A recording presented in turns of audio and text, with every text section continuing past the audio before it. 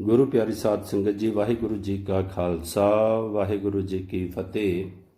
ਗੁਰਮੁਖ ਪਿਆਰਿਓ, ਆਪ ਜੀ ਨੇ ਵੋਲਿਊਮ ਨੰਬਰ 2 ਦੇ ਵਿੱਚ ਆਨੰਦ ਸਰੋਵਰ ਦੇ ਭਾਗ ਪਹਿਲੇ ਵਿੱਚ ਅੰਗ 1 ਤੋਂ ਅੰਗ 8 ਤੱਕ ਸਰਵਣ ਕੀਤਾ।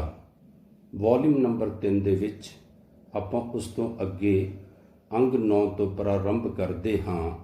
ਇੱਕ ਮਨ ਇੱਕ ਚਿੱਤ ਹੋ ਕੇ ਆਪ ਜੀ ਸਰਵਣ ਕਰੋ। ਆਤਮਿਕ ਲਗਨ ਇਹਨਾਂ ਦਿਨਾਂ ਦੀ ਹੀ ਗੱਲ ਹੈ ਕਿ ਜਦ ਬਾਲਕ ਸਤਕੂ ਵਰਿਆਂ ਦਾ ਸੀ ਕਿ ਇੱਕ ਰਾਤ ਕਥਾ ਵਿੱਚ ਬੂੜੇ ਅਰਥਾਤ ਬਾਬਾ ਬੁੱਢਾ ਜੀ ਦੀ ਸਾਖੀ ਆਈ ਕਿ ਕਿਸ ਤਰ੍ਹਾਂ ਉਸ ਬੱਚੇ ਦੀ ਮਾਤਾ ਨੇ ਬਾਲਣ ਲਈ ਲੱਕੜਾਂ ਮੰਗਾਈਆਂ ਤੇ ਅੱਗ ਲਾਉਣ ਵੇਲੇ ਛੋਟੀਆਂ ਤੇ ਪਤਲੀਆਂ ਲੱਕੜੀਆਂ ਨੂੰ ਪਹਿਲਾਂ ਅੱਗੇ ਕੀਤਾ ਤੇ ਇਸ ਤਰ੍ਹਾਂ ਉਹਨਾਂ ਨੂੰ ਛੇਤੀ ਅੱਗ ਲੱਗ ਗਈ। ਇਸ ਦਾ ਉਸ ਬਾਲਕ ਦੇ ਮਨ ਉੱਤੇ ਕਾਲ ਸੰਬੰਧੀ ਕੀ ਅਸਰ ਹੋਇਆ ਤੇ ਕਿਵੇਂ ਉਸ ਨੇ ਇਹ ਵਾਰਤਾ ਸ੍ਰੀ ਗੁਰੂ ਨਾਨਕ ਦੇਵ ਜੀ ਦੇ ਪਾਸ ਸੁਣਾਈ। ਜਦ ਕਿ ਕਰਤਾਰਪੁਰ ਦੇ ਜੰਗਲ ਵਿੱਚ ਬੱਕਰੀਆਂ ਚਾਰਦਿਆਂ ਉਸ ਨੂੰ ਉਹਨਾਂ ਦੇ ਦਰਸ਼ਨ ਦਾ ਸੁਭਾਗ ਪ੍ਰਾਪਤ ਹੋਇਆ ਤੇ ਕਿਵੇਂ ਬੱਚੇ ਦਾ ਨਾਮ ਗੁਰੂ ਸਾਹਿਬਾਨ ਨੇ ਪੁੱਛਿਆ ਤੇ ਉਸ ਨੇ ਬੂੜਾ ਦੱਸਿਆ ਤੇ ਗੁਰੂ ਜੀ ਨੇ ਕਿਹਾ ਕਿ ਉਹ ਹੈ ਤਾਂ ਅਜੇ ਬੱਚਾ ਪਰ ਗੱਲਾਂ ਕਰਦਾ ਹੈ ਬੁੱਢਿਆਂ ਵਾਂਗ ਸਿਆਣੀਆਂ, ਤੇ ਕਿਵੇਂ ਉਸ ਨੂੰ ਕਾਲ ਦੇ ਭੈ ਤੋਂ ਬਚਣ ਲਈ ਨਿਰੰਕਾਰ ਦੀ ਹਜ਼ੂਰੀ ਵਿੱਚ ਰਹਿਣ ਦਾ ਉਪਦੇਸ਼ ਦਿੱਤਾ। ਇਸ ਦੇ ਨਾਲ ਕੁਝ ਮਿਲਦੀ ਜੁਲਦੀ ਸਾਖੀ ਭਾਈ ਤਾਰੂ ਪੋਪਟ ਦੀ ਸ੍ਰੀ ਗੁਰੂ ਨਾਨਕ ਚਮਤਕਾਰ ਪੂਰਬਾਰਧ ਕਿਰਤ ਭਾਈ ਵੀਰ ਸਿੰਘ ਜੀ ਵਿੱਚ ਦਿੱਤੀ ਹੋਈ ਹੈ, ਜੋ ਕਿ ਭਗਤ ਰਤਨਾਵਲੀ ਦੇ ਆਧਾਰ ਤੇ ਹੈ। ਇਸ ਵਿੱਚ ਸ੍ਰੀ ਗੁਰੂ ਜੀ ਨੇ ਬਾਲਕ ਨੂੰ ਸਤਸੰਗ ਕਰਨ ਤੇ ਬਾਣੀ ਸੁਣਨ ਦਾ ਉਪਦੇਸ਼ ਦਿੱਤਾ ਜਾਣਾ ਦੱਸਿਆ ਗਿਆ ਹੈ। ਇਸ ਸਾਖੀ ਦਾ ਸਾਡੇ ਬਾਲਕ ਤੇ ਡੂੰਘਾ ਅਸਰ ਹੋਇਆ। ਸੋਚਿਆ ਕਿ ਮੈਂ ਹੀ ਸਾਰਿਆਂ ਭਰਾਵਾਂ ਵਿੱਚੋਂ ਛੋਟਾ ਹਾਂ, ਕਿਤੇ ਕਾਲ ਮੈਨੂੰ ਹੀ ਨਾ ਆ ਪਵੇ। ਨਿਰੰਕਾਰ ਕੌਣ ਹੈ, ਕਿਸ ਦੀ ਹਜ਼ੂਰੀ ਵਿੱਚ ਰਹਾਂ।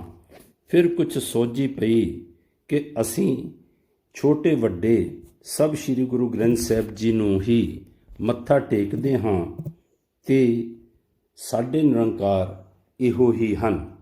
ਇਸ ਪਰ ਬਾਲਕ ਨੇ ਦਿਨੇ ਰਾਤ ਗੁਰੂ ਗ੍ਰੰਥ ਸਾਹਿਬ ਜੀ ਦੇ ਪਾਸ ਹੀ ਰਹਿਣਾ ਸ਼ੁਰੂ ਕਰ ਦਿੱਤਾ। ਭਾਈ ਭਗਤ ਸਿੰਘ, ਜੋ ਘਰ ਵਿੱਚ ਸਭ ਤੋਂ ਵੱਧ ਪਰਮਾਰਥ ਵੱਲ ਰੁਚੀ ਰੱਖਦੇ ਤੇ ਨਿੱਕੇ ਭਰਾ ਨਾਲ ਪਿਆਰ ਵੀ ਬਹੁਤ ਕਰਦੇ ਸਨ, ਨੇ ਵੀ ਟੋਕਿਆ। ਬਾਲਕ ਨੇ ਜਦ ਬਾਹਰ ਜਾਣਾ ਤਾਂ ਵੀ ਗੁਰੂ ਗ੍ਰੰਥ ਸਾਹਿਬ ਦੇ ਸਥਾਨ ਦਾ ਦ੍ਰਿਸ਼ ਆਪਣੀਆਂ ਅੱਖਾਂ ਅੱਗੇ ਰੱਖਣਾ ਤੇ ਇਸ ਢੰਗ ਨਾਲ ਹਜ਼ੂਰੀ ਵਿੱਚ ਰਹਿਣਾ। ਇੱਕ ਦਿਨ ਬਾਲਕ ਨੂੰ ਫੁਰਿਆ ਕਿ ਜਦ ਮੈਂ ਜਾਗਦਾ ਹਾਂ ਤਾਂ ਤੇ ਨਿਰੰਕਾਰ ਗੁਰੂ ਗ੍ਰੰਥ ਸਾਹਿਬ ਜੀ ਦੀ ਹਜ਼ੂਰੀ ਵਿੱਚ ਠੀਕ ਰਹਿੰਦਾ ਹਾਂ, ਪਰ ਜਦ ਮੈਂ ਸੌਂ ਜਾਂਦਾ ਹਾਂ ਤਾਂ ਉਸ ਸਮੇਂ ਤਾਂ ਕਾਲ ਦਾ ਭੈ ਜ਼ਰੂਰ ਹੈ। ਪਿੰਡ ਦੇ ਬਾਹਰ ਬਾਗ ਵਿੱਚ ਇੱਕ ਖੂਹ ਲੱਗਾ ਹੋਇਆ ਸੀ ਤੇ ਰਾਤ ਨੂੰ ਬਾਲਕ ਨੇ ਚੁੱਪ ਚੁਪੀਤੇ ਉੱਥੇ ਜਾਣਾ ਸ਼ੁਰੂ ਕਰ ਦਿੱਤਾ ਤੇ ਖੂਹ ਦੀ ਲਟੈਣ ਤੇ ਜਾ ਬਹਿਣਾ, ਤਾਂ ਜੋ ਖੂਹ ਵਿੱਚ ਡਿੱਗਣ ਦਾ ਡਰ ਨੀਂਦ ਤੋਂ ਰੋਕੀ ਰੱਖੇ। ਖਬਰ ਮਿਲਣ ਤੇ ਜਦ ਭਰਾ ਨੇ ਇੱਕ ਰਾਤ ਪਾਲ ਕੀਤੀ ਤਾਂ ਖੂਹ ਦੀ ਲਟੈਣ ਤੇ ਬੈਠੇ ਜਾ ਪਕੜਿਆ।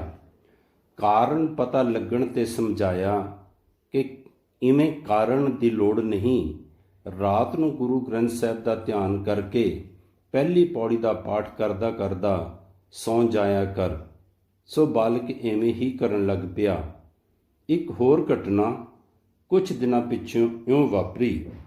ਉਪਰੋਕਤ ਘਟਨਾ ਬਾਬਾ ਜੀ ਨੇ ਮੁਖਾਰਬਿੰਦ ਤੋਂ ਸਰਦਾਰ ਸੰਪੂਰਨ ਸਿੰਘ ਹੋਣਾ ਨੂੰ ਸੁਣਾਈ ਤੇ ਇਸ ਵਿੱਚ ਉਹਨਾਂ ਦੇ ਸ਼ਬਦ ਹੀ ਵਰਤੇ ਗਏ ਹਨ। ਛੁੱਟ ਇਸ ਦੇ ਕਿ ਉੱਤਮ ਪੁਰਖ ਪੜਨਾਵਾਂ ਦੀ ਥਾਂ ਬਾਲਕ ਲਿਖਿਆ ਗਿਆ ਹੈ। ਇੱਕ ਦਿਨ ਬਾਲਕ ਭਰਾ ਜੀ ਵਾਸਤੇ ਛਾਹ ਵੇਲਾ ਲੈ ਕੇ ਗਿਆ, ਜਿੱਥੇ ਉਹ ਆਪਣੀ ਪੈਲੀ ਵਿੱਚ ਹਲ ਵਾਹ ਰਹੇ ਸੀ। ਭਰਾ ਜੀ ਨੇ ਪ੍ਰਸ਼ਾਦਾ ਛਕਣ ਲਈ ਬੈਠਣ ਲੱਗਿਆਂ ਬਾਲਕ ਨੂੰ ਕਿਹਾ ਕਿ ਉਹ ਉਨਾ ਚਿਰ ਜਰਾ ਬਲਦਾਂ ਨੂੰ ਹੱਕੇ। ਹੁਕਮ ਮੰਨ ਕੇ ਬਾਲਕ ਬਲਦ ਹੱਕਣ ਲੱਗ ਪਿਆ ਹੱਕਦਿਆਂ ਪੈਲੀ ਤੋਂ ਜਿੰਨਾ ਚਿਰ ਘਰ ਵੱਲ ਮੂੰਹ ਰਿਹਾ, ਉਨਾਂ ਤਾਂ ਬਲਦਾਂ ਨੂੰ ਟੋਰਦਾ ਗਿਆ। ਪਰ ਜਦ ਬਲਦ ਦੂਜੇ ਅਰਥਾਤ ਉਲਟੇ ਪਾਸੇ ਨੂੰ ਟੁਰਨ ਲੱਗੇ ਤਾਂ ਘਰ ਵੱਲ ਪਿੱਠ ਹੋਣੀ ਸੀ, ਇਸ ਤੇ ਨਿੱਕਾ ਖਲੋ ਗਿਆ। ਜਦ ਇਸ ਤਰ੍ਹਾਂ ਖਲੋ ਜਾਣ ਦਾ ਕਾਰਨ ਭਰਾ ਨੇ ਪੁੱਛਿਆ ਤਾਂ ਬੜੀ ਸਰਲਤਾ ਨਾਲ ਉੱਤਰ ਦਿੱਤਾ ਕਿ ਇੱਧਰ ਚੱਲਣ ਨਾਲ ਗੁਰੂ ਗ੍ਰੰਥ ਸਾਹਿਬ ਵੱਲ ਪਿੱਠ ਹੁੰਦੀ ਹੈ, ਜੋ ਘਰ ਵਿੱਚ ਪ੍ਰਕਾਸ਼ ਸਨ। ਭਰਾ ਭਗਤ ਸਿੰਘ ਬੜੇ ਸਿਆਣੇ ਸਨ, ਝੱਟ ਤਾੜ ਗਏ ਕਿ ਨਿੱਕੇ ਨੂੰ ਤਾਂ ਕੋਈ ਦੈਵੀ ਲਗਨ ਹੈ। ਉਸ ਵੇਲੇ ਤਾਂ ਚੁੱਪ ਰਹੇ, ਪਰ ਫਿਰ ਬੜੇ ਪਿਆਰ ਦੀਆਂ ਗੱਲਾਂ ਕਰਕੇ ਨਿੱਕੇ ਨੂੰ ਘਰ ਟੋਰ ਦਿੱਤਾ। ਕੁਝ ਚਿਰ ਪਿੱਛੋਂ ਆਪੇ ਹੀ ਦੈਵੀ ਸ਼ਕਤੀ ਨੇ ਬਾਲਕ ਨੂੰ ਸੋਝੀ ਪਾਈ ਕਿ ਜਿਵੇਂ ਸੌਣ ਲੱਗਿਆਂ ਉਹ ਧਿਆਨ ਧਰਦਾ ਹੈ, ਉਵੇਂ ਹੀ ਹਰ ਸਮੇਂ ਗੁਰੂ ਗ੍ਰੰਥ ਸਾਹਿਬ ਜੀ ਨੂੰ ਆਪਣੇ ਧਿਆਨ ਵਿੱਚ ਰੱਖੇ। ਇਸ ਤੋਂ ਸਿੱਧ ਹੁੰਦਾ ਹੈ ਕਿ ਪਰਮਾਰਥ ਦੀ ਰੁਚੀ ਤੇ ਸੂਝ ਮੁੜ ਤੋਂ ਹੀ ਪ੍ਰਗਟ ਹੋ ਰਹੀ ਸੀ। ਅਖਾਣ ਵੀ ਠੀਕ ਕਹਿੰਦਾ ਹੈ, ਹਰੇ ਹਰੇ ਬਿਰਵੇ ਕੇ ਚਿਕਨੇ ਚਿਕਨੇ ਪਾਤ। ਕਿਸ਼ੋਰ ਅਵਸਥਾ ਇਹੋ ਕਾਰਨ ਹੀ ਸੀ ਕਿ ਬਾਲਕ ਉਮਰ ਅਨੁਸਾਰ ਭਾਵੇਂ ਆਪਣੇ ਹਾਣੀਆਂ ਦੇ ਨਾਲ ਖਿੱਦੋ, ਖੁੰਡੀ ਤੇ ਕੌਡੀ ਆਦਿ ਖੇਡਾਂ ਵਿੱਚ ਹਿੱਸਾ ਲੈਂਦਾ, ਪਰ ਬਹੁਤਾ ਰੌਲੇ ਗੋਲੇ ਤੋਂ ਕੰਨੀ ਕਤਰਾਂਦਾ। ਛੋਟੀ ਆਯੂ ਤੋਂ ਸੁਭਾਅ ਵੀ ਚੰਗਾ, ਨਿੱਘਾ ਤੇ ਸਤੋ ਗੁਣੀ ਤੇ ਬਿਰਤੀ ਭਿੰਨੀ ਸੀ। ਇਸ ਕਾਰਨ 10-12 ਵਰ੍ਹਿਆਂ ਦੀ ਉਮਰ ਵਿੱਚ ਹੀ ਮੁੰਡਿਆਂ ਨੇ ਬਾਬੇ ਦੀ ਅੱਲ ਪਾ ਦਿੱਤੀ। ਜਦ ਹੋਰ ਵਡੇਰੀ ਉਮਰ ਹੋਣ ਤੇ ਮੇਲੇ ਮਸਾਦਿਆਂ ਵਿੱਚ ਆਪਣੀ ਹਮਜੋਲੀਆਂ ਨਾਲ ਚਲੇ ਤਾਂ ਜਾਣਾ, ਪਰ ਖਾਸ ਕਰਕੇ ਛਪਾਰ ਦੇ ਪ੍ਰਸਿੱਧ ਮੇਲੇ ਤੇ, ਪਰ ਉੱਥੇ ਵੀ ਨੀਵੀਂ ਪਾਈ ਰੱਖਣੀ। ਕਦੇ ਕਿਸੇ ਨਾਲ ਲੜਨਾ ਭਿੜਨਾ ਨਹੀਂ, ਜਿੱਦ ਨਹੀਂ ਕਰਨੀ, ਅੜਨਾ ਨਹੀਂ। ਖੁਸ਼ ਦਿਲ ਹੋਣ ਕਰਕੇ ਹਾਸਾ ਠੱਟਾ ਵੀ ਕਰ ਲੈਣਾ, ਪਰ ਲੋੜ ਪੈਣ ਤੇ ਤਕੜੀ ਤਾੜਨਾ ਕਰਨ ਤੋਂ ਵੀ ਨਾ ਝਿਜਕਣਾ ਅਤੇ ਆਪਣੀ ਅਣਖ ਭਰੀ ਗੰਭੀਰਤਾ ਦੇ ਵਿੱਚ ਰਹਿਣਾ। ਮੱਥੇ ਤੇ ਵੀ ਇੱਕ ਅਨੋਖੀ ਚਮਕ ਹੁੰਦੀ ਸੀ, ਜਿਸ ਕਾਰਨ ਸਭ ਹਾਣੀਆਂ ਤੇ ਇੱਕ ਵਿਲੱਖਣ ਜਿਹਾ ਰੋਬ ਪਿਆ ਰਹਿੰਦਾ। ਉਹਨਾਂ ਭਲਿਆਂ ਸਮਿਆਂ ਦੇ ਵਿੱਚ ਪਿੰਡਾਂ ਦਾ ਜੀਵਨ ਬੜਾ ਪਿਆਰ ਭਰਿਆ ਹੁੰਦਾ। ਈਰਖਾ ਦਵੈਕ ਬਹੁਤ ਘੱਟ ਸੀ। ਹੁਣ ਦੀ ਧੜੇਬੰਦੀ ਤੇ ਫਿਰਕੂ ਖਿੰਜੋ ਤਾਣ ਵੀ ਨਹੀਂ ਸੀ, ਨਾ ਕੋਈ ਹੋਰ ਸਿੱਖ ਹਿੰਦੂ ਮੁਸਲਮਾਨ ਦੇ ਝਗੜੇ। ਪਿੰਡ ਦੇ ਲੋਕ ਇੱਕ ਵੱਡੇ ਟੱਬਰ ਵਾਂਗ ਰਹਿੰਦੇ ਤੇ ਇੱਕ ਦੂਜੇ ਦੇ ਦੁੱਖ ਸੁੱਖ ਵਿੱਚ ਸਹਾਈ ਹੁੰਦੇ ਸਨ। ਸ਼ੇਰਪੁਰੇ ਜਿੱਥੇ ਬਹੁਤੀ ਆਬਾਦੀ ਹੀ ਸਿੱਖਾਂ ਦੀ ਸੀ, ਉੱਥੇ ਤਾਂ ਕੀ ਝਗੜੇ ਹੋਣੇ ਸਨ। ਇਸ ਲਈ ਸਾਰੇ ਮੁੰਡੇ ਸਿੱਖਾਂ, ਬ੍ਰਾਹਮਣਾਂ, ਮੁਸਲਮਾਨਾਂ ਦੇ ਇਕੱਠੇ ਹੀ ਖੇਡਿਆ ਕਰਦੇ ਸਨ। ਭਾਈ ਭਗਤ ਸਿੰਘ ਭਾਵੇਂ ਅਸਟਾਮ ਫਰੋਸ਼ ਸੀ, ਪਰ ਉਸ ਦੀ ਆਮਦਨੀ ਕੀ ਐਡੀ ਹੋਣੀ ਸੀ। ਭਗਤ ਜਗਤ ਸਿੰਘ ਦੀ ਰੁਚੀ ਵੀ ਖੇਤੀ ਵੱਲ ਸੀ। ਘਰ ਦੀ ਮਾਲੀ ਹਾਲਤ ਬਹੁਤ ਚੰਗੀ ਨਹੀਂ ਸੀ। ਵੱਡਾ ਕਾਰਨ ਇਹ ਦੱਸਿਆ ਜਾਂਦਾ ਹੈ ਕਿ ਭਾਈ ਜੈ ਸਿੰਘ ਵੀ ਦਿਲ ਲਾ ਕੇ ਖੇਤੀ ਨਹੀਂ ਸਨ ਕਰਦੇ। ਜ਼ਮੀਨ 8-10 ਕੁਮਾਂ ਕੱਚੇ ਸੀ, ਜੋ ਹੌਲੀ-ਹੌਲੀ ਗਹਿਣੇ ਪੈ ਗਈ। ਉਹਨਾਂ ਸਮਿਆਂ ਵਿੱਚ ਕੋਈ ਵਿਰਲਾ ਹੀ ਟੱਬਰ ਹੁੰਦਾ ਜੋ ਕਰਜ਼ੇ ਹੇਠਾਂ ਦੱਬਿਆ ਨਾ ਹੁੰਦਾ। ਮਾਈ ਕ੍ਰਿਸ਼ਨ ਕੌਰ ਦੇ ਕਥਨ ਅਨੁਸਾਰ ਵਿਆਜੂ, ਸ਼ਾਹੂਕਾਰ ਤੰਦੂਏ ਦੀ ਤਾਰ ਵਾਂਗ ਆਪਣਾ ਜਾਲ ਵਿਛਾ ਲੈਂਦੇ ਸਨ।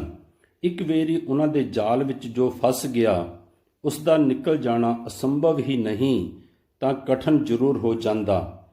ਇਹ ਇੱਕ ਕਾਰਨ ਸੀ ਕਿ ਪਹਿਲਾਂ ਇੰਤਕਾਲ ਰਾਜੀ ਦਾ ਕਾਨੂੰਨ ਬਣਿਆ ਤੇ ਫਿਰ ਕਈ ਹੋਰ ਕਾਨੂੰਨ ਪੰਜਾਬ ਵਿੱਚ ਬਣਾਏ ਗਏ, ਜਿਨ੍ਹਾਂ ਦੁਆਰਾ ਕਰਜ਼ਾਈਆਂ ਨੂੰ ਛੋਟਾਂ ਦਵਾ, ਸੂਦ ਘਟਾ, ਕਿਸ਼ਤਾਂ ਕਰਾ ਕੇ, ਜ਼ਮੀਨ ਛਡਾ ਕੇ ਸੌਖਾ ਕੀਤਾ ਗਿਆ।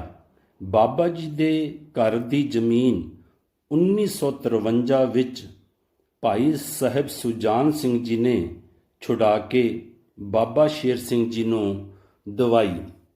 ਹੱਥ ਦਾ ਕੰਮ ਨਫੇਬੰਦ ਸੀ। ਘਰ ਵਿੱਚ ਰਹਿੰਦਿਆਂ ਤੇ ਥੋੜ੍ਹਾ ਬਹੁਤਾ ਕਰਦਿਆਂ 13-14 ਵਰ੍ਹਿਆਂ ਤੱਕ ਸਿੱਖ ਲਿਆ ਸੀ। ਇਸ ਲਈ ਘਰ ਦੀਆਂ ਦੇ ਕਹਿਣ ਤੇ ਸਭ ਤੋਂ ਵੱਡੇ ਭਰਾ ਸੰਤਾ ਸਿੰਘ ਨਾਲ ਕਿਰਤ ਲਈ ਬਾਹਰ ਜਾਣ ਲੱਗ ਪਏ। ਜਿਹਾ ਕਿ ਪੀਲੀਭੀਤ ਦੇਹਰਾਦੂਨ, ਮਸੂਰੀ ਆਦਿ ਕਈ ਸਥਾਨਾਂ ਤੇ ਗਏ ਜਿਹੜੇ ਕਿ ਉੱਤਰ ਪ੍ਰਦੇਸ਼ ਵਿੱਚ ਸਨ। ਜਦ ਵੇੜੇ ਦੀ ਬੀਬੀ ਇੰਦੋ ਜ਼ਿਮੀਂਦਾਰਨੀ ਪਿੰਡ ਟਿੰਡਾਂ ਵਾਲੀ ਤਹਿਸੀਲ ਮੁਕਤਸਰ ਵਿੱਚ ਵਿਆਹੀ ਗਈ ਤਾਂ ਉਸ ਦੀ ਪ੍ਰੇਰਣਾ ਤੇ ਭਾਈ ਸੰਤਾ ਸਿੰਘ ਉੱਥੇ ਚਲਿਆ ਗਿਆ ਤੇ ਨਹਿਰ ਦੇ ਮਹਿਕਮੇ ਦੇ ਵਿੱਚ ਕੋਈ ਨੌਕਰੀ ਵੀ ਮਿਲ ਗਈ। ਵੱਡੇ ਭਰਾ ਦੇ ਬੁਲਾਉਣ ਤੇ ਇਹ ਵੀ ਟਿੰਡਾਂ ਵਾਲੀ ਚਲੇ ਗਏ। ਇਸ ਸਮੇਂ ਦੀ ਉਮਰ 20 ਵਰ੍ਹੇ ਦੱਸੀ ਜਾਂਦੀ ਹੈ। ਟਿੰਡਾਂ ਵਾਲੀ ਜਾ ਕੇ ਵੀ ਲਗਨ ਕੰਮ ਦੀ ਥਾਂ ਤਪੱਸਿਆ ਵਿੱਚ ਹੋਰ ਭੀ ਲੱਗ ਗਈ। ਵਿਹੜੇ ਵਿੱਚ ਇੱਕ 10-15 ਮਣਾ ਕੱਚਿਆਂ ਦਾ ਕੁੰਡ ਜਾਂ ਕੜਾਹਾ ਪਿਆ ਹੁੰਦਾ, ਉਸ ਨੂੰ ਪਾਣੀ ਵੀ ਨਾਲ ਭਰ ਲੈਣਾ ਅਤੇ ਉਸ ਵਿੱਚ ਬੈਠ ਕੇ ਆਪਣੀ ਬਿਰਤੀ ਨੂੰ ਜੋੜਨਾ। ਆਪਣਾ ਪਹਿਰਾਵਾ ਬੜਾ ਮੋਟਾ ਠੁੱਲਾ ਰੱਖਣਾ, ਸਿਰ ਤੇ ਵੀ ਭੂਰਾ ਅਤੇ ਬੁੱਕਲ ਵੀ ਭੂਰੇ ਦੀ ਮਾਰ ਲੈਣੀ। ਕੁਝ ਸਮੇਂ ਪਿੱਛੋਂ ਫਿਰ ਸ਼ੇਰਪੁਰੇ ਮੁੜ ਆਏ ਤਾਂ ਲਾਗਦੇ ਪਿੰਡਾਂ ਜਾਂ ਜਗਰਾਓਂ ਮੰਡੀ ਦੇ ਵਿੱਚ ਕਿਰਤ ਕਰਨ ਲੱਗ ਪਏ। ਛੋਟੇ ਸ਼ੇਰਪੁਰੇ, ਸਿਧਵਾਂ ਖੁਰਦ ਆਦਿ ਪਿੰਡਾਂ ਵਿੱਚ ਇਸ ਤਰ੍ਹਾਂ ਭਾਅ ਕੰਮ ਮਿਲ ਜਾਂਦਾ। ਲੱਕੜੀ ਦਾ, ਲੋਹੇ ਦਾ ਜਾਂ ਇੱਟਾਂ ਦਾ ਜੋ ਮਿਲਦਾ ਉਹ ਕਰ ਸਕਦੇ ਸਨ, ਪਰ ਲੱਕੜੀ ਅਤੇ ਇੱਟਾਂ ਦਾ ਬਹੁਤਾ ਕਰਦੇ। ਉਹਨਾਂ ਸਮਿਆਂ ਵਿੱਚ ਲੁਧਿਆਣਾ ਫਿਰੋਜ਼ਪੁਰ ਦੀ ਨਵੀਂ ਬ੍ਰਾਂਚ ਲਾਈਨ ਬਣ ਰਹੀ ਸੀ। ਇਸ ਕਾਰਨ ਜਗਰਾਓਂ ਸ਼ਹਿਰ ਵਿੱਚ ਮੰਡੀ ਪੈ ਰਹੀ ਸੀ।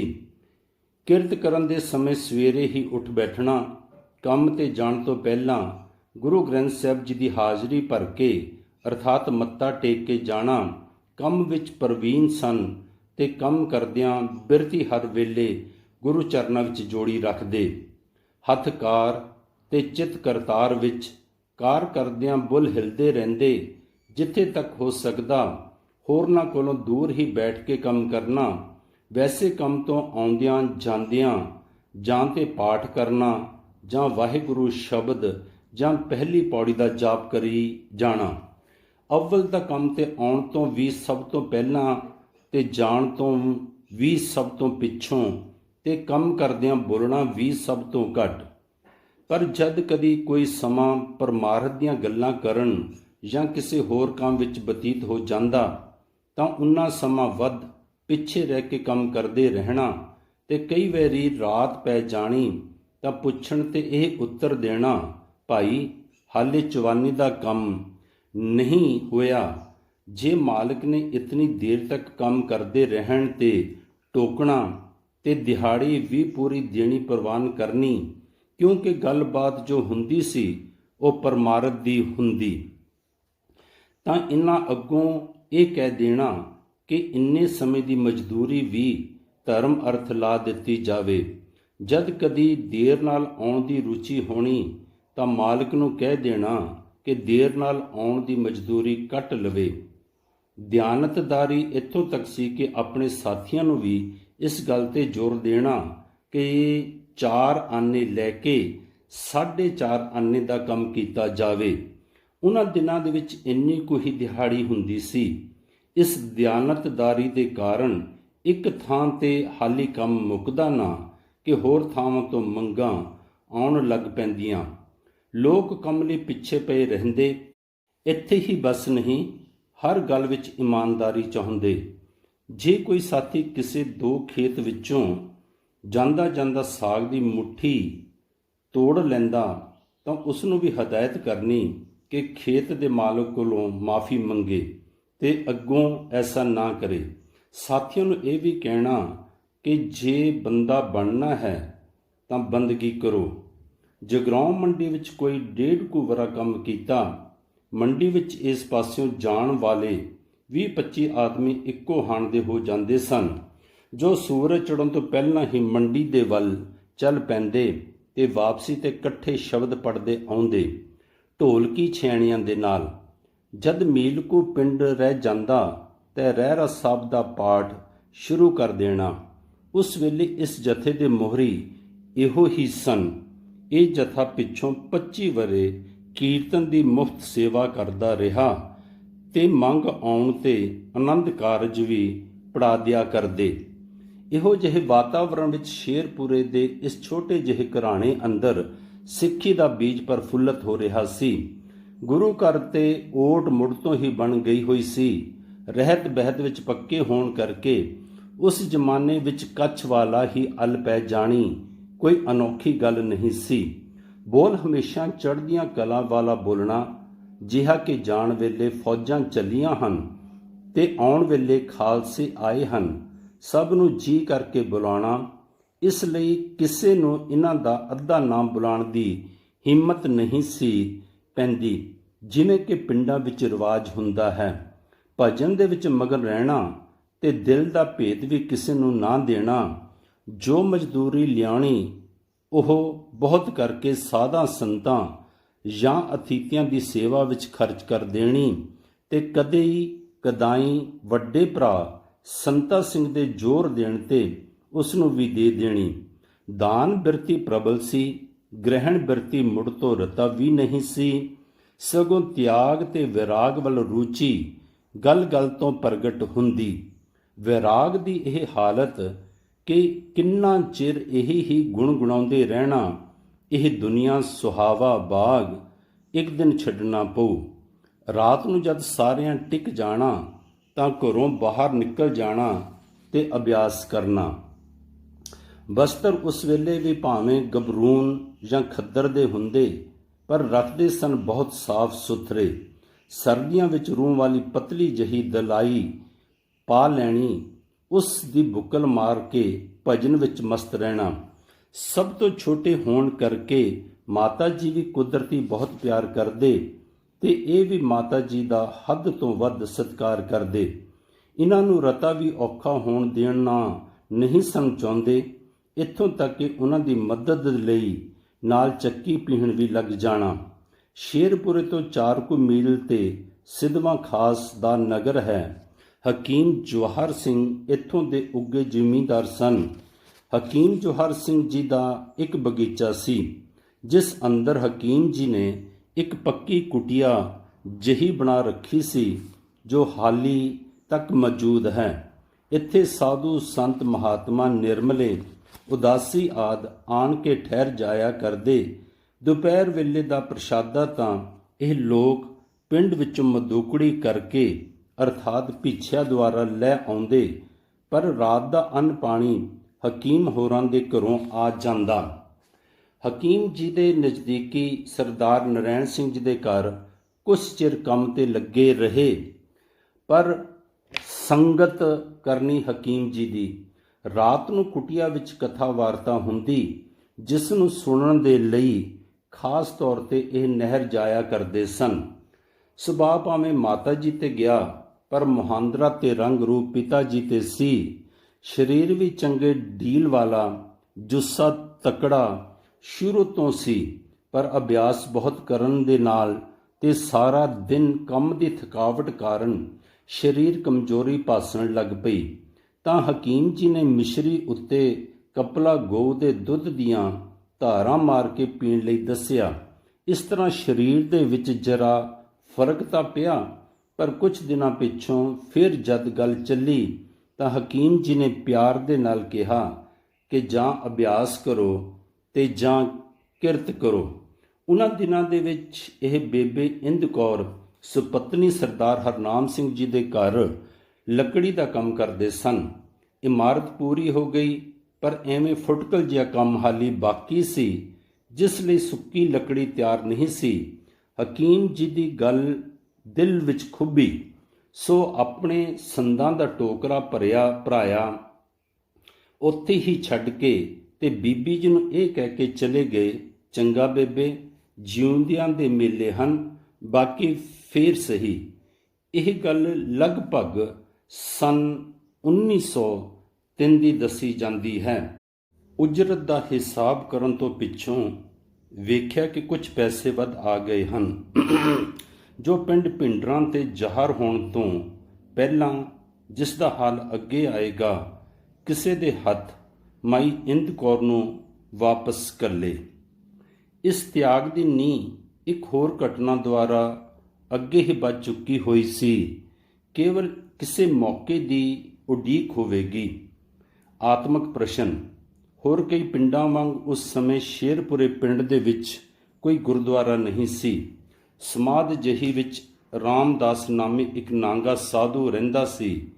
ਉਸਨੇ ਉੱਥੇ ਗੁਰੂ ਗ੍ਰੰਥ ਸਾਹਿਬ ਰੱਖੇ ਹੋਏ ਸਨ ਤੇ ਲੋਕਾਂ ਨੂੰ ਪ੍ਰੇਰਨਾ ਕਰਦਾ ਕਿ ਮੱਥਾ ਸਭ ਗੁਰੂ ਗ੍ਰੰਥ ਸਾਹਿਬ ਜੀ ਨੂੰ ਹੀ ਟੇਕਣ।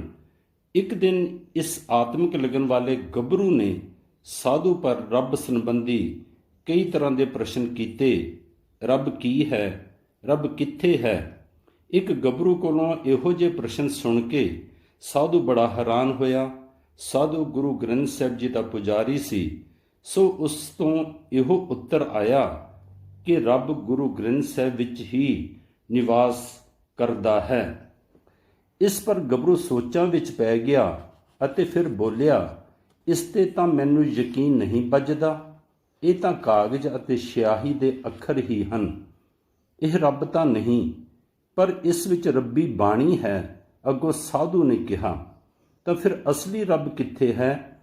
ਉਸ ਦੇ ਦਰਸ਼ਨ ਕਿਵੇਂ ਹੁੰਦੇ ਹਨ? ਵੇਖਿਆ ਹੈ ਤੇ ਵਿਖਾਓ। ਹੋਰ ਸਵਾਲ ਕਰ ਦਿੱਤੇ ਤਾਂ ਸਾਧੂ ਬੋਲਿਆ, ਭਾਈ ਗੁਰਮੁਖਾ, ਤੂੰ ਬੜਾ ਸਿਆਣਾ ਹੈ, ਮੇਤੋਂ ਵੀ ਅੱਗੇ ਦੀਆਂ ਗੱਲਾਂ ਕਰਦਾ ਹੈ। ਆਤਮਕ ਸ਼ਕਤੀ ਹਜੂਰ ਸਾਹਿਬ ਵਿੱਚ ਨਿਵਾਸ ਕਰਦੀ ਹੈ, ਉੱਥੇ ਜਾ ਸੇਵਾ ਫਲਦੀ ਹੈ। ਜੇ ਤੈਨੂੰ ਰੱਬ ਦੇ ਮਿਲਣ ਦਾ ਇੰਨਾ ਸ਼ੌਂਕ ਹੈ ਤਾਂ ਉੱਥੇ ਜਾ। ਇਸ ਤੋਂ ਵੱਧ ਮੈਂ ਕੁਝ ਨਹੀਂ ਦੱਸ ਸਕਦਾ। ਉਸ ਵੇਲੇ ਤਾਂ ਗੱਲ ਮੁੱਕੀ, ਪਰ ਦਿਲ ਵਿੱਚ ਹਜੂਰ ਸਾਹਿਬ ਦੀ ਯਾਤਰਾ ਕਰਨ ਦੀ ਲਗਨ ਲੱਗ ਗਈ। ਇਹਨਾਂ ਦਿਨਾਂ ਦੇ ਵਿੱਚ ਹੀ ਇੱਕ ਹੋਰ ਘਰੋਗੀ ਘਟਨਾ ਵਾਪਰੀ ਦੱਸੀ ਜਾਂਦੀ ਹੈ। ਭਾਈ ਭਗਤ ਸਿੰਘ ਚਲਾਣਾ ਕਰ ਗਿਆ। ਉਸ ਦਾ ਪੁੱਤਰ ਤਾਂ ਕੋਈ ਨਹੀਂ ਸੀ, ਕੇਵਲ ਇੱਕ ਇਸਤਰੀ ਸੀ ਜੋ ਵਿਧਵਾ ਹੋ ਗਈ। ਭਗਤ ਸਿੰਘ ਤੋਂ ਛੋਟਾ ਜਗਤ ਸਿੰਘ ਹਾਲੀ ਮੰਗਿਆ ਹੋਇਆ ਸੀ। ਲੋਕਾਂ ਦੇ ਕਹਿਣ ਤੇ ਜਾਂ ਵੈਸੇ ਘਰ ਵਿੱਚ ਇਹ ਮਤਾ ਪਕਾਇਆ ਜਾ ਰਿਹਾ ਸੀ ਕਿ ਭਗਤ ਸਿੰਘ ਦੀ ਵਿਧਵਾ ਇਹਨਾਂ ਦੇ ਘਰ ਵਸਾ ਦਿੱਤੀ ਜਾਵੇ। ਜਦ ਇਹ ਸਰੋਤ ਕੰਨੀ ਪਈ ਤਾਂ ਫਿਕਰ ਹੋਇਆ ਕਿ ਐਸਾ ਨਾ ਹੋਵੇ ਕਿਤੇ ਘਰ ਦੇ ਜੰਜਾਲ ਵਿੱਚ ਹੀ ਫਸ ਜਾਈਏ। ਕਈ ਵਰ੍ਹਿਆਂ ਪਿੱਛੋਂ ਭਾਈ ਜਗਤ ਸਿੰਘ ਦੀ ਇਹ ਪਤਨੀ ਗੁਜ਼ਰ ਗਈ ਤੇ ਜਦ ਉਸਨੇ ਗੱਲ ਕੀਤੀ ਤਾਂ ਫਰਮਾਨ ਲੱਗੇ, ਚੰਗਾ ਹੋਇਆ ਉਸ ਤਰਿਆਂ ਦੀ ਮਾਲਾ ਗੁਰਲੋਂ ਲੈ ਗਈ। ਇਸ ਤੋਂ ਵੀ ਪ੍ਰਤੱਖ ਹੁੰਦਾ ਹੈ ਕਿ ਮੁੜ ਤੋਂ ਹੀ ਉਹ ਗ੍ਰਸਤੀ ਜੀਵਨ ਵਿੱਚ ਫਸਣਾ ਨਹੀਂ ਸਨ ਚਾਹੁੰਦੇ। ਇਹ ਕੋਈ ਗ੍ਰਸਤ ਮਾਰਗ ਦੀ ਹੇਠੀ ਨਾ ਸਮਝੀ ਜਾਵੇ। ਇਸ ਵਿੱਚ ਕੋਈ ਸੰਦੇਹ ਨਹੀਂ ਕਿ ਸੰਸਾਰ ਦਾ ਪ੍ਰਬੰਧ ਚਲਾਉਣ ਲਈ ਗ੍ਰਸਤ ਮਾਰਗ ਸਰਬੋਤਮ ਹੈ। ਇਸ ਨੂੰ ਕਿਸੇ ਹੱਠ ਦੇ ਕਾਰਨ ਭੇਖ ਧਾਰਨ ਲਈ ਛੱਡਣਾ ਅਨੁਚਿਤ ਹੋ ਸਕਦਾ ਹੈ, ਪਰ ਸਹਿਜ ਸੁਭਾਅ ਜੇ ਕੋਈ ਗ੍ਰਸਤ ਧਾਰਨ ਨਾ ਕਰੇ ਤੇ ਸਾਈਂ ਦੇ ਪਿਆਰ ਵਿੱਚ ਰਤਾ ਰਹੇ ਤਾਂ ਉਹ ਵੀ ਅਪਰਵਾਨ ਜਾਂ ਮਾੜਾ ਨਹੀਂ ਕਿਹਾ ਜਾ ਸਕਦਾ। ਖਾਸ ਕਰਕੇ ਜਦੋਂ ਕੋਈ ਅਲੌਕਿਕ ਹਸਤੀ ਆਪਣੇ ਮਿਸ਼ਨ ਨੂੰ ਪੂਰਾ ਕਰਨ ਲਈ ਗ੍ਰਸਤ ਜੀਵਨ ਨੂੰ ਆਪਣੇ ਕੰਮ ਵਿੱਚ ਵਿਘਨਕਾਰੀ ਸਮਝੇ। ਮੁਨਾਸਿਬ ਰਸਤੇ ਦੋ ਹੀ ਹਨ, ਕਬੀਰ, ਜੋ ਗ੍ਰਹਿ ਕਰੇ ਤਾਂ ਧਰਮ ਕਰ, ਨਹੀਂ ਤਾਂ ਕਰ ਬੈਰਾਗ। ਗ੍ਰਸਤ ਦੀ ਪੰਜਾਲੀ ਇੱਕ ਵਾਰੀ ਕਿਸੇ ਦੇ ਗੱਲ ਪੈ ਜਾਏ ਤਾਂ ਫਿਰ ਲਾਉਣੀ ਔਖੀ ਹੋ ਜਾਂਦੀ ਹੈ। ਕਈਆਂ ਤੇ ਤਾਂ ਇਸਤਰੀ ਦਾ ਪ੍ਰੇਮ ਜਾਦੂ ਹੋ ਕੇ ਵਰਤਦਾ ਹੈ। ਸੋ ਹਾਲਾਂ ਇਹ ਮਤੇ ਪਕਾਏ ਹੀ ਜਾ ਰਹੇ ਸਨ ਕਿ ਇੱਕ ਦਿਨ ਮੂੰਹ ਹਨੇਰੇ ਹੀ ਬਿਨਾਂ ਕਿਸੇ ਨੂੰ ਖਬਰ ਦੇਣ ਦੇ ਘਰੋਂ ਖਿਸਕ ਟੁਰੇ। ਵੈਸੇ ਵੀ ਉਹ ਭੁਲਾਵਾ ਦਿਆ ਕਰਦੇ ਸਨ ਕਿ ਨਾ ਕਿਸੇ ਨੂੰ ਜਾਣ ਦਾ ਪਤਾ ਲੱਗੇ ਤੇ ਨਾ ਕੋਈ ਪੁੱਛੇ, ਨਾ ਮਗਰ ਪਏ। 15-16 ਵਰ੍ਹਿਆਂ ਤੱਕ ਕਿਸੇ ਨੂੰ ਉਗ ਸੁਗ ਨਹੀਂ ਨਿਕਲੀ, ਜਦ ਤੱਕ ਪਿੰਡ ਭਿੰਡਰਾਂ ਦੇ ਵਿੱਚ ਇੱਕ ਦੀਵਾਨ ਤੇ ਦਰਸ਼ਨ ਨਾ ਦਿੱਤੇ। ਇਸ ਦਾ ਹੱਲ ਅੱਗੇ ਆਵੇਗਾ। ਸ੍ਰੀ ਅੰਮ੍ਰਿਤਸਰ ਗੁਰੂ ਕੀ ਨਗਰੀ ਨੇ ਵੀ ਮਨ ਵਿੱਚ ਖਿੱਚ ਪਾਈ ਹੋਈ ਸੀ। ਉੱਥੇ ਪਹੁੰਚੇ, ਕੋਈ ਖਾਸ ਵਾਕਵੀ ਤਾਂ ਸੀ ਨਹੀਂ। ਆਪਣੇ ਕਮਾਮ ਵਾਲਿਆਂ ਨਾਲ ਸਾਂਝ ਬਣਾਈ ਤੇ ਇਹ ਵਤੀਰਾ